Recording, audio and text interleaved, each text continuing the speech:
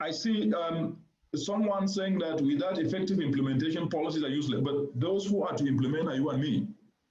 And I've argued this, and I think I will expand on this because that seems to be the biggest issue in the continent. I call it the 5 eyes of Africa.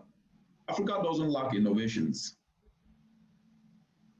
Africa doesn't lack ideas. What has been the missing link are what I call the 3 eyes. Incentives, and incentives here are not just money. Inspiration, inspiring people to see themselves as solutions and usher themselves to action. In Africa, we do not do that a lot. We see those who are climbing up and want to pull them down because of selfishness.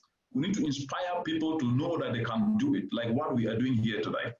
That has been missing. That's part of the incentives. The other one is institutions, and I think I've answered that part, which is the institutional bureaucracies will be there. They will not go away. But we must find an alternative to innovate around that and solve problems. The last one is implementation. The problem of Africa is sometimes people say Africa has become a cemetery for policies. That's true. Best policies, whether it is Yamoussoukro Declaration to have open sky, so flying across the continent is not a problem. It's been there since 1994.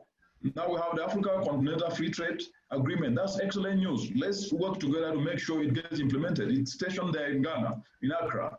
We have the Maputo Declaration to ensure that every government puts 10% of their budget to agriculture. We can name all of them. Africa is actually a leader when it comes to climate change, Paris Agreement ratification. Over 96% of countries have ratified.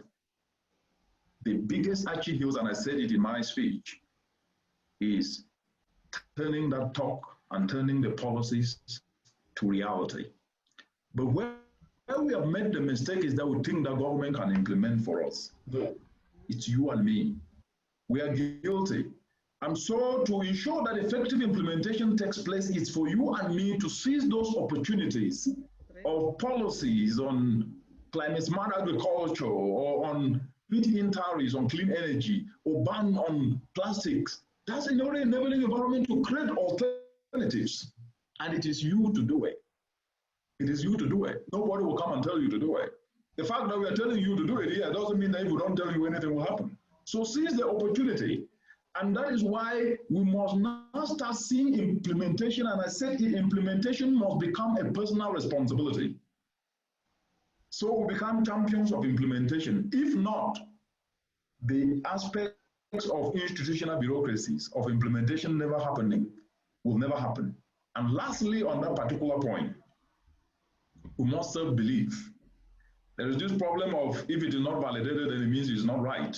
We do not believe in our own. I don't think that if Florence came up with an idea here and he said we'll do this ABCD, we will embrace it immediately. We will not, because that is part of our traditional mentality as a continent, that if it is not validated externally, then you cannot embrace it, even if it is providing a solution to you. Those are outdated and backward mentalities that we need to throw them out of the window and embrace passion, embrace inspiration, embrace support for one another, build on one another, and become one another's brother's keeper to drive transformational change for the continent.